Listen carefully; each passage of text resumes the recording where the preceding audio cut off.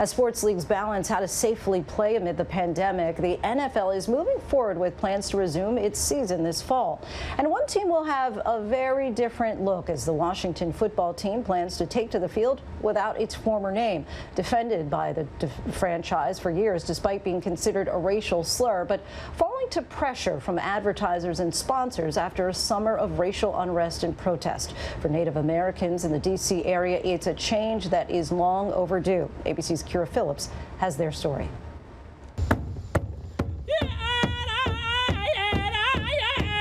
This is a cultural calling from the Uptown Boys. Sounds to summon all nations intertribal to gather and make it known. A call for change has been heard. For decades, Native Americans like Mary Phillips, who is Laguna Pueblo and Omaha, have stood in protest, battling to persuade schools, colleges, and professional sports teams like Washington's NFL team to drop American Indian names and mascots that many people deem derogatory. You don't even say the word Redskins. You even asked me not to say it in the interview. Forgive me. I just want to put it in reference here. You referred to it as the R word. Why? Because it's a word that conjures up so many horrible thoughts.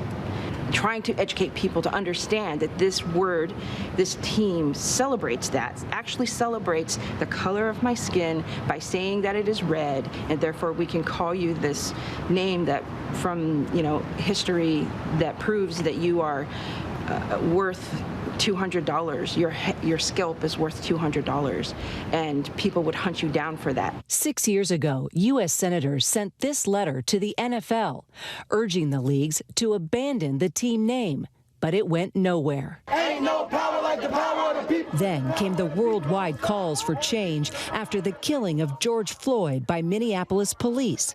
The country galvanizing to confront racism and take down historically racist symbols, like this monument of longtime former NFL owner George Marshall.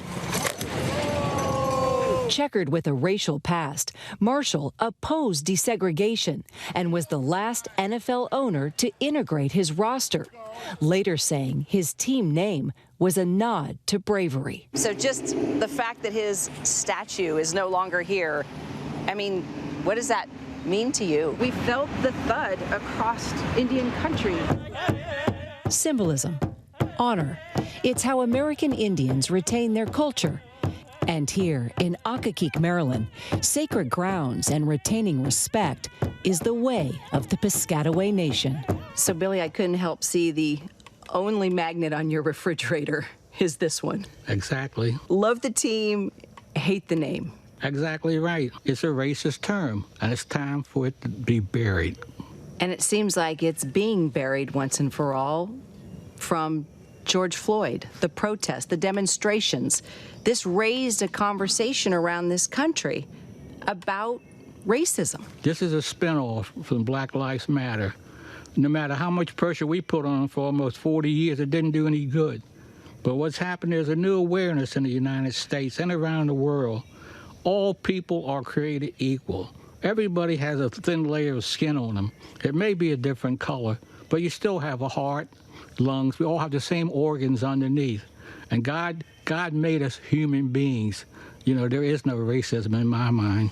Now 80 years old, Piscataway Indian Chief Billy Red Wing Tyock hails from quite a history. To fight for the political prisoners. 5 generations of activism for tribal and cultural survival. What was it like to be featured in Time magazine? Well, let me tell you something here.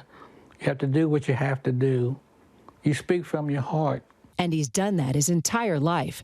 From a young tribal leader to his nation's chief, Billy has campaigned to compel all American Indians to unite and reclaim their heritage. By losing the name, how is that going to help other people understand the American Indians better? It's a social change, the first time in maybe 80 years. They brought that team here, and they tried to install pride and be having that name and everything. But other people may have liked it. but it hurts. And while the cry for social justice was strong, so was the corporate pressure. Owner Dan Snyder's decision to change the name went from years of total resistance to grudging acceptance. Daniel Snyder, the owner of the football team there, it's not about political pressure.